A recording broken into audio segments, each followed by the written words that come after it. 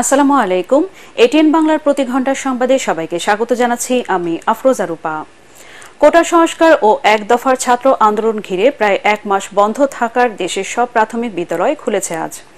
এক বিজ্ঞপ্তিতে প্রাথমিক ও গণশিক্ষা মন্ত্রণালয়ের আওতাধীন সব সরকারি প্রাথমিক বিদ্যালয়, শিশু কল্যাণ প্রাথমিক বিদ্যালয় ও উপানুষ্ঠানিক শিক্ষা পুরো লার্নিং সেন্টারগুলোকে পুরোদমে শ্রেণী কার্যক্রম চালুর নির্দেশ দেওয়া হয়েছে। একই সাথে প্রাথমিক ও গণশিক্ষা মন্ত্রণালয় থেকে ৩ আগস্ট ক্লাস বন্ধ রাখার নির্দেশনা দিয়ে জারি করা অফিস আদেশ তুলে নেওয়া হয়। এর আগে ৫ আগস্ট রাতে আন্তঃবাহিনী জনসংযোগ পরিদপ্তর ISPR থেকে এক বিজ্ঞপ্তিতে স্কুল, কলেজ, মাদ্রাসা, বিশ্ববিদ্যালয় সহ সব শিক্ষা প্রতিষ্ঠান খোলা রাখার নির্দেশনা দেওয়া হলেও শিক্ষা প্রতিষ্ঠানে শিক্ষার্থীদের উপস্থিতি ছিল নগণ্য।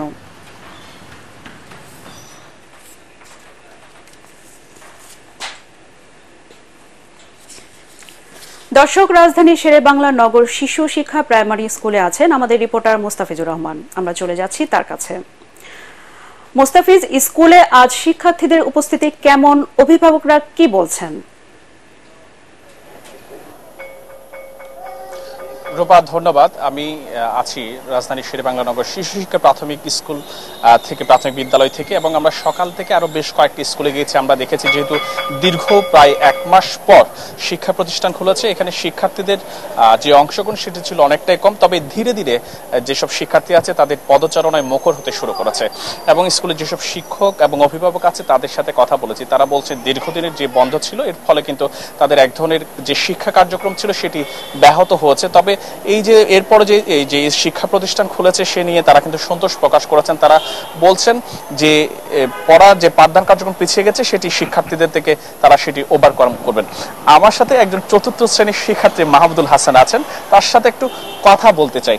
দীর্ঘদিন তো স্কুল বন্ধ ছিল, এখন যে স্কুল এসেছেন আপনি কেমন লাগছে? আপনি একটু বলেন তো কি করেছিলেন বাসায় সময়টা? স্কুল অনেকদিন বন্ধ ছিল, বাসায় কিছু করতে পারতেছিলাম না, বাইরে খেলতে পারতেছিলাম না।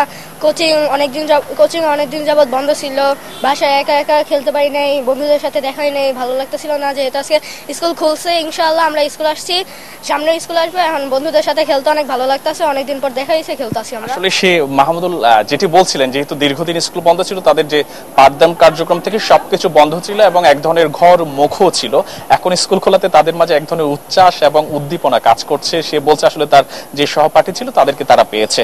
এর পাশাপাশি যেহেতু আরেকটি বিষয় যোগ করতে চাই, গত 17 জুলাই থেকে কোটা সংস্কার আন্দোলনকে ঘিরে উদ্ভূত পরিস্থিতির কারণে কিন্তু শিক্ষার্থীর নিরাপত্তার বিবেচনায় এই প্রাথমিক স্কুল বন্ধ করার কার্যক্রম ঘোষণা করা হয়। সে মিলে আজকে থেকে যেহেতু খুলেছে, প্রথম দিন আমরা দেখেছি শিক্ষার্থীদের অংশগ্রহণ তুলনামূলক খুবই কম রয়েছে, এবং শিক্ষকরা বলছেন যেহেতু প্রথম দিন সেটি কম, আস্তে আস্তে ধীরে ধীরে কিন্তু শিক্ষার্থীদের অবশ্যই অংশগ্রহণ বাড়বে। এর মাধ্যমে যে শিক্ষা প্রতিষ্ঠানগুলো আছে, প্রাথমিক স্কুলগুলো, এই শিক্ষার্থীদের পদচারণায় আবার প্রাণ ফিরবে এসব প্রতিষ্ঠানে। রূপা। মোস্তাফিজ, আপনাকে ধন্যবাদ। সাবেক আইনমন্ত্রী আনিসুল হক ও সাবেক প্রধানমন্ত্রী শেখ হাসিনার বেসরকারি শিল্প ও বিনিয়োগ উপদেষ্টা সালমান এফ রহমানকে রাজধানী মিন্টু রোডের ডিবি কার্যালয়ে নেওয়া হয়েছে। মঙ্গলবার গ্রেফতারের পর মধ্যরাতে তাদেরকে ডিবির কার্যালয়ে নেওয়া হয়। এর আগে রাজধানীর সদরঘাট থেকে তাদেরকে আটক করা হয় বলে জানান DMP commissioner Mainul Hasan. Police তাদেরকে ডিবির হাতে সোপর্দ করে।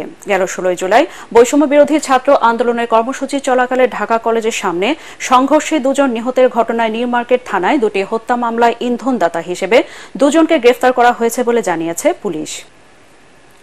সাবেক স্বরাষ্ট্রমন্ত্রী ও মোহাম্মদপুর থানার একটি হত্যা মামলার আসামি আসাদুজ্জামান খান কামাল অবস্থান করছেন এমন খবরে পুরান ঢাকার গেন্ডারিয়ার একটি বাড়ি ঘেরাও করে রাতভর বিক্ষোভ করেছে স্থানীয় ছাত্র জনতা। রাত 12:30 থেকে বাড়িটি ঘিরে রাখা হয়। আড়াইটার দিকে সেখানে যায় সেনাবাহিনীর সদস্যরা। তারা বাড়ির ভেতরে ঢুকে তল্লাশি করে জানায় সেখানে আসাদুজ্জামান খান কামাল নেই। প্রত্যক্ষদর্শীরা জানিয়েছেন ওই ভবন এবং তার পাশের কয়েকটি বাড়িতেও তল্লাশি চালিয়েছে সেনাবাহিনী।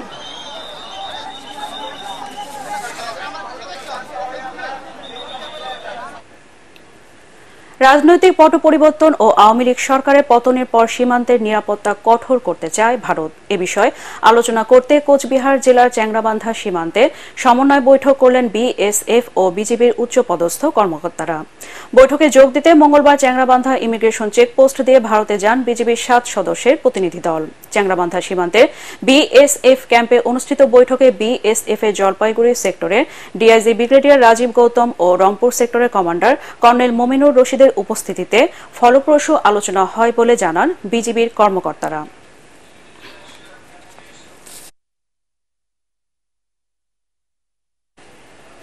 পরবর্তী সংবাদ দেখার আমন্ত্রণ জানিয়ে এখনকার মতো শেষ করছি। এটিএন বাংলা সংবাদ ইউটিউবে দেখতে ব্রাউজ করুন youtube/ATN Bangla News। ধন্যবাদ সবাইকে।